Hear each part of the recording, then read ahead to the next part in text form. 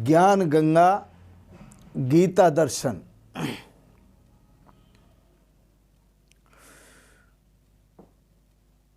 करते अन्नहार मात पितरज बीरज धारी, उत्पन्न हो संतान यज्ञ की करती तैयारी।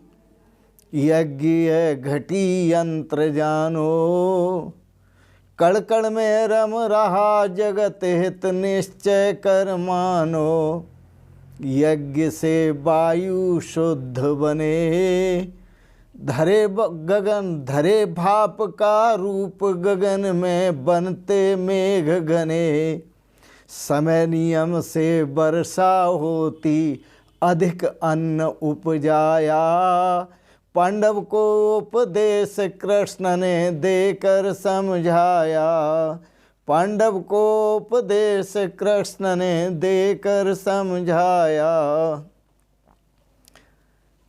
भगवान श्री कृष्ण ने अर्जुन को कहा, अर्जुन एवं प्रवर्तितम चक्रम नानवर्तयति यः, अघायुरिन्द्रियारामो मोघम पार्थ स जीवति।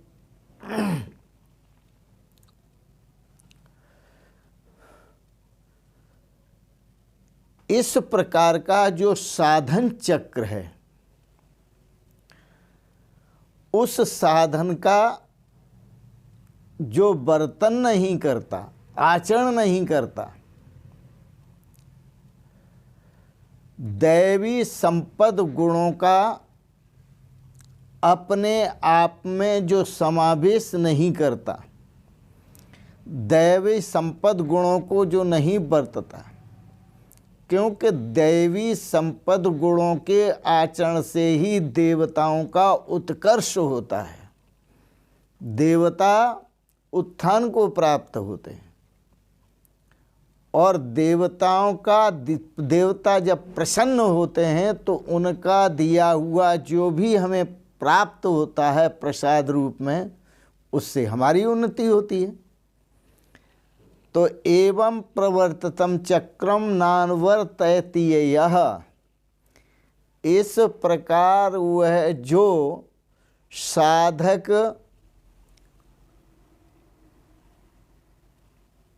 साधना का अनुसरण नहीं करता, उसको अक्षय धाम की प्राप्ति नहीं होती। वह अघायु इंद्रिय, वह पाप आयु है, वह इंद्रिय आरामी है, अर्थात इंद्रियों के भोगों को भोगने वाला है। मोघम पार्थ जीवति, उसके पार्थ उसका जो जीना है वो व्यर्थ है। मोघम मिथ्या है, व्यर्थ है जीना। इसलिए सावधान। भगवान श्री कृष्ण द्वितीय अध्याय में कर्म का नाम लिया और तृतीय अध्याय में आदेश दिया नियत कर्म करने का। तो जो नियत कर्म है, एक भाव ये कि वेद विहित कर्म, यज्ञ आदि तपह कर्म, उन कर्मों को जो नहीं करता, और दूसरा नियत कर्म जो आत्म तत्व नियत निश्चित है, जिसमें कभी परिवर्तन नहीं होता, जिसका कभी अभाव नहीं होता, जो कभी नष्ट नहीं होता, जो नियत है, जो निश्चित है, उस तत्व को जो प्राप्त नहीं करता, ऐसा व्यक्ति इंद्रिय आरामी जो लोक के बंधन कारक कर्मों को करता है, जो लोक के बंधन कारक कर्मों को करता है, वह बंधन को ही प्राप्त होता है, वह श्रेय को प्राप्त नहीं होता।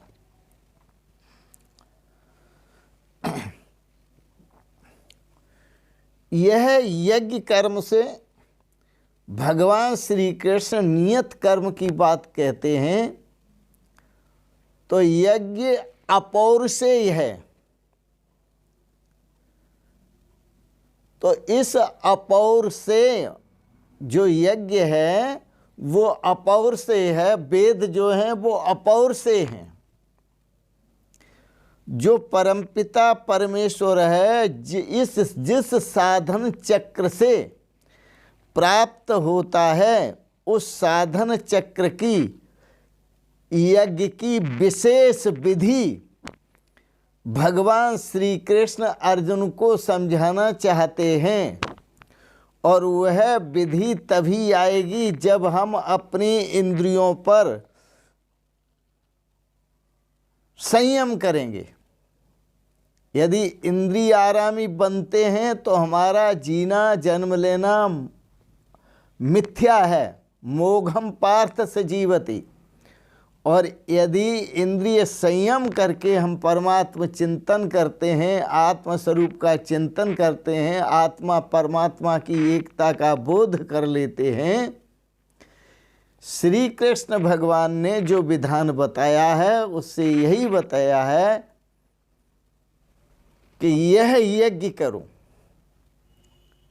संयम रूपी यज्ञ करो, और संयम रूपी यज्ञ के द्वारा परमात्मा को प्राप्त करो। पर भगवान श्री कृष्ण ने अब तक ये नहीं बताया कि वह यज्ञ क्या है। सावधान, अब भगवान श्री कृष्ण उस यज्ञ को बताते हैं। यस्तु आत्मरतिरेव स्यादात्म तृप्तश्च मानवः आत्मन्येव च संतुष्टः तस्य कार्यं न विद्यते। भगवान श्री कृष्ण कहते हैं अर्जुन, यस्तु आत्मरतिरेव, यह मानी जो साधक अपने आत्म स्वरूप में ही प्रीति वाला है, रमण करने वाला है, आत्मरति। स्याद आत्म तृप्तश्च, और जो अपने आत्मा में ही तृप्ति वाला है, आत्म स्वरूप में ही तृप्त रहता है। आत्मन्येव च संतुष्टः, जो अपने आत्म स्वरूप में ही सदा संतुष्ट रहता है, आनंदित रहता है, प्रसन्न रहता है, तस्य कार्यम न विद्यते, संसार में उसके लिए करने योग्य कोई कार्य नहीं है। तस्य कार्यम न विद्यते, उसके लिए कोई भी कर्तव्य कर्म शेष नहीं है। ध्यान रखना, जो भी कहता हूँ वही कहता हूँ जो भगवान श्री कृष्ण कहते हैं। साफ भगवान श्री कृष्ण ने कहा, यस्त्वात्मरतिरेव स्यादात्म तृप्तश्च मानवः आत्मन्येव च संतुष्टः तस्य कार्यं न विद्यते। तो जो अपनी आत्मा में प्रीति वाला है, रति वाला है, रमण करने वाला है, आत्म स्वरूप में, जो आत्मा में ही संतुष्ट है, आत्मा में ही तृप्त है, उसके लिए कोई भी कर्तव्य कर्म शेष नहीं रहता, उसके लिए कर्म की आवश्यकता नहीं रहती। अगला श्लोक, नैव तस्य कृतेनार्थो न कृते नेह कश्चन न चास्य सर्वभूतेषु कश्चिद अर्थ विपाश्रयः। भगवान श्री कृष्ण कहते हैं, अर्जुन, तस्य कृतेना अर्थो नैव, वो यदि कर्म करता है तो उन कर्मों का कोई अर्थ नहीं, उसके लिए कोई प्रयोजन नहीं है। और न अकृतेने कश्चन, और यदि वो कर्म नहीं करता, वेद भी कर्म नहीं करता है, तो उनसे भी उसका कोई प्रयोजन नहीं है। उसके लिए दोनों बराबर है। क्योंकि जो नहीं करता है उसका भी उसे फल नहीं मिलेगा, जो करता है उसका फल वो चाहता नहीं, उसको फल नहीं चाहिए उसका, क्योंकि वो आत्म तृप्त है, आत्म संतुष्ट है, आत्मरति आत्म प्रीति वाला है, आत्मस्थ है। इसलिए वो कर्मों का फल चाहता ही नहीं। वेद विहित कर्म करता है लेकिन उन कर्मों का फल नहीं चाहता। निष्काम कर्म योगी है, निष्काम कर्म योगी। और ना कृतेने कश्चन, और जो यदि वह वेद विहित कर्मों को नहीं करता है तो ना कृतने कश्चन, जैसे कहते हैं कि यदि वेद विहित कर्मों को न करो तो पाप लगता है। वह पाप लगता है जो आत्मज्ञानी नहीं है, आत्म अज्ञानी है, जो अपने स्वरूप को नहीं जानते, उनको पाप लगता है। अकर्णे प्रत्यवाय साधना नहीं, वो कर्म उनके लिए, अज्ञानियों के लिए न करने पर प्रत्यवाय के पाप के साधन बन जाते हैं, लेकिन ज्ञानी के लिए नहीं। ज्ञानी तो आत्मतृप्त होता है। इसलिए नैव तस्य कृतेन अर्थो न कृतनेह कश्चन न चास्य सर्वभूतेषु कश्चित् अर्थ विपाश्रयः। और इसका सभी भूत प्राणियों में, चूँकि वह संतुष्ट है अपने आप में और सभी भूत प्राणियों में अपने को ओतश्च प्रोतश्च देख रहा है, सभी भूत प्राणियों में भी अपने को तृप्त देख रहा है, इसलिए